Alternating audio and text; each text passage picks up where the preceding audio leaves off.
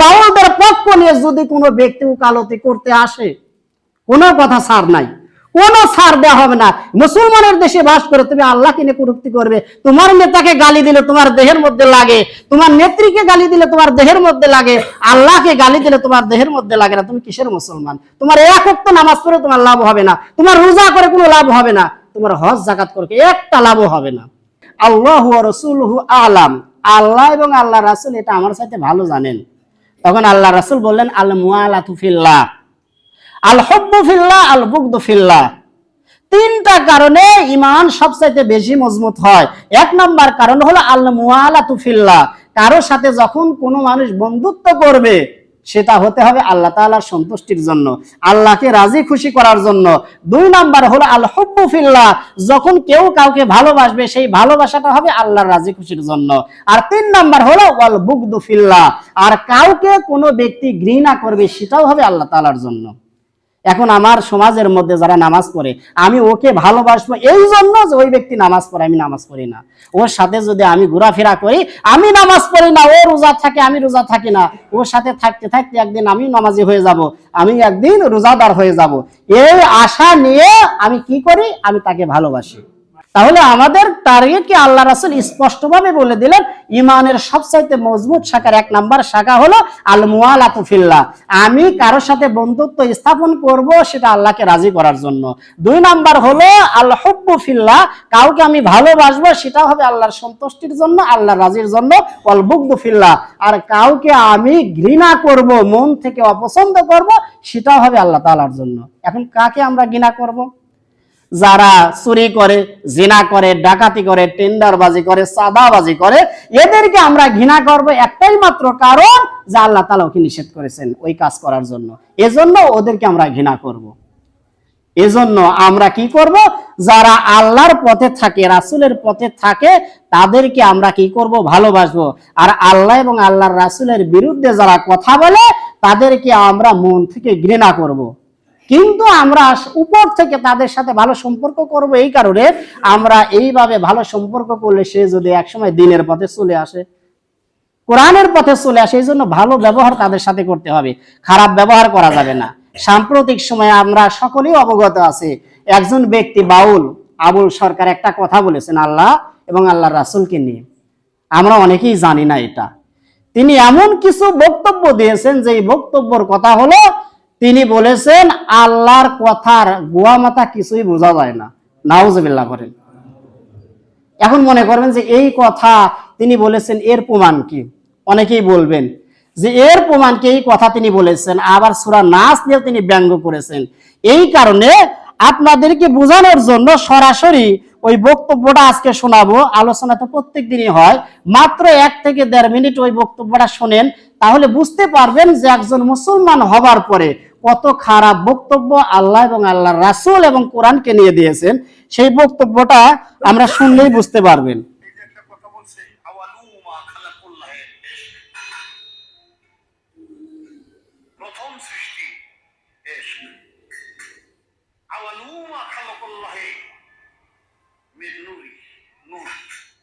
প্রথম সৃষ্টি নূর, আওয়ালুমা খালাকুল্লাহ আরশ, প্রথম সৃষ্টি আমার আরশ।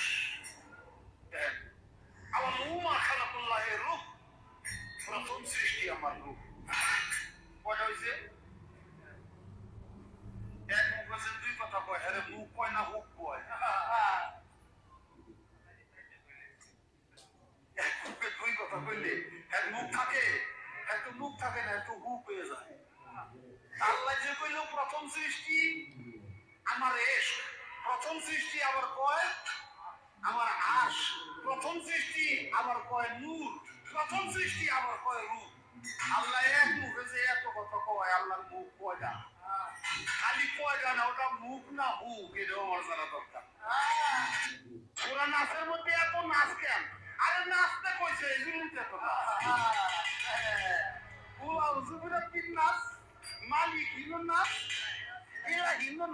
যতটুকু আমরা বুঝতে পারলাম যে এই ব্যক্তি সরাসরি বলছে যে আল্লাহ এক মুখে কয় কথা বলে।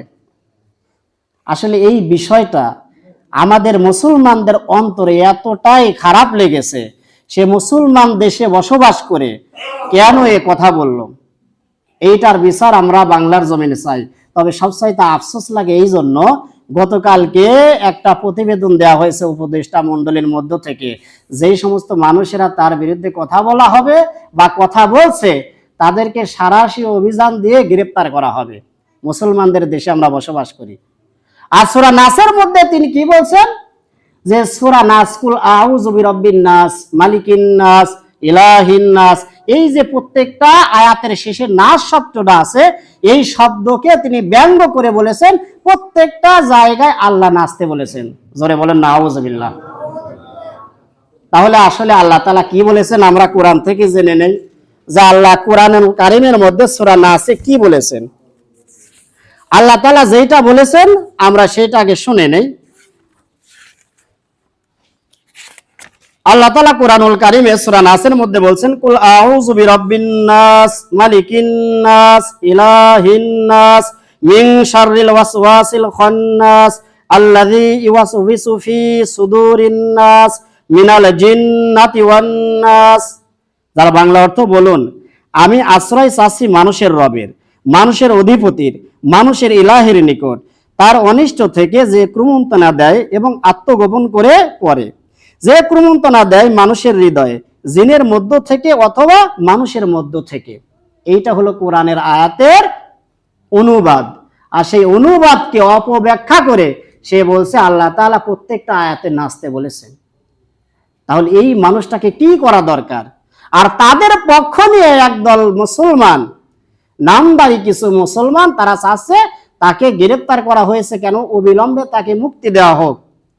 আমরা মুসলমান হিসেবে একটা কথা বলতে পারি, বিগত দিনেও কথাগুলো বলেছি, আমি মুসলমান, কোন ব্যক্তি যদি আমাদের বাবা তুলে গালি দেয়, মা তুলে গালি দেয়, গোষ্ঠী তুলে গালি দেয়, এমনকি আমাকে যদি অকথ্য ভাষায় গালি দেয়, আমরা সব কিছু সহ্য করে নেব। কিন্তু আল্লাহর কোরআনকে, রাসূলের সুন্নাতকে, আল্লাহর দ্বীনকে কোনো মুসলমান যদি গালি দেয়, সে যদি আমার বাপও হয়, আমার মা হয়, তাদেরকে পরিত্যাগ করতে 1 মিনিটও সময় আমাদের লাগবে না। জোরে বলেন কথা ঠিক কিনা? মুসলমানদের কাছে আল্লাহর উপরে কোনো স্থান নাই, রাসূলের উপরে কোনো স্থান নাই। একজন নামাজ পড়ে না, মনে করেন একেবারে সংক্ষেপে বলছি, যে এই মধ্যপাড়ার জমিনে একেবারে নামাজ পড়েই না, তারপরে সে আল্লাহকে ভালোবাসে কি বাসে না? বাস্তবে আমরা আসি, বাসে কেমন করে? এই মসজিদ ঘরের মধ্যে একটা মানুষ এসে যদি পায়খানা করে, একটা মানুষ জীবনেও মসজিদে আসে নাই, তারপরে ওই ব্যক্তিকে ছাড়বে না। কারণ তুই পায়খানা করবি কর, জায়গা আছে অনেক, মাঠের মধ্যে যা, এইখানে পায়খানা করার জায়গা না, এটা আল্লাহর ঘর। আল্লাহর ঘরে কোনো আকাম করা যাবে না, আল্লাহর ঘরে সুদ খাওয়া যাবে না, ঘুষ খাওয়া যাবে না। সে যদি বেনামাজিও হয় তারপরে এটা সে বরদাস্ত করবে না। আল্লাহর প্রতি ভালোবাসা, এই জন্য যারা নামাজ পড়ে তাদের দেহ আছে, যারা নামাজ পড়ে না তাদের দেহ আছে। আবার রাসূলকে, রাসূলের কোনো আদর্শই মানে না, কিন্তু রাসূলের বিরুদ্ধে কেউ যদি কোনো কথা বলে, যারা জীবনে নামাজ পড়ে না, রোজা থাকে না, তারপরে এটা সে কখনো বরদাস্ত করবে না। এই জন্য আমরা চাচ্ছি এই আইনগুলো যদি বাংলার জমিনে আগেই করা হতো, তাহলে এই যে এত নাস্তিক, এত বলাগার, আপনি বাউল শিল্পী, ভালো কথা, আপনি গান করেন, সেই গান ভালো হোক। আব্দুল আলিম, আব্দুল জব্বার, ইনারাও তো গান করে গেছেন, তাদের গানের মধ্যে কেউ এখনো পর্যন্ত ভুল ধরতে পারে নাই। মুরব্বীরা যারা আছেন তারাই ভালো করে বুঝতে পারবেন। এজন্য এমন কোন গান করা যাবে না যে গানের মধ্যে কোরআনকে নিয়ে, আল্লাহকে নিয়ে, রাসূলকে নিয়ে ব্যঙ্গ করা হয়। আমরা সর্বোচ্চ দাবি যেটা, মৃত্যুদণ্ড কামনা করছি। তাই আসুন, সে যে দলের হোক না কেন, কোন দলের আমরা নাম নেব না, কিন্তু বাউলদের পক্ষ নিয়ে যদি কোনো ব্যক্তি উকালতি করতে আসে, কোনো কথা ছাড় নাই, কোনো ছাড় দেওয়া হবে না।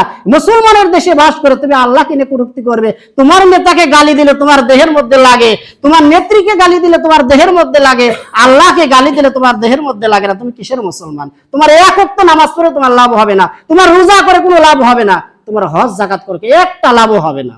এজন্য আসুন, আমাদের দেশের মধ্যে আমরা সবাই চাই মিলেমিশে বসবাস করার জন্য। হিন্দু, মুসলমান, বৌদ্ধ, খ্রিস্টান, আউল বাউল যারা আছে, যার যার জায়গা থেকে তারা তাদের নিজেদের ধর্ম পালন করবে, আমাদের কোনো মাথা ব্যথা নাই। কিন্তু কোন ধর্মের মানুষ, কোন ধর্মের গায়ে আঘাত দেওয়া যাবে না। মহান আল্লাহ তাআলা আমাদের সবাইকে সঠিক বুঝ দান করুন এবং সঠিক বন্ধু হিসেবে গ্রহণ করা তৌফিক দান করে দিন। সকলে বলে আমিন। ওয়া আখির।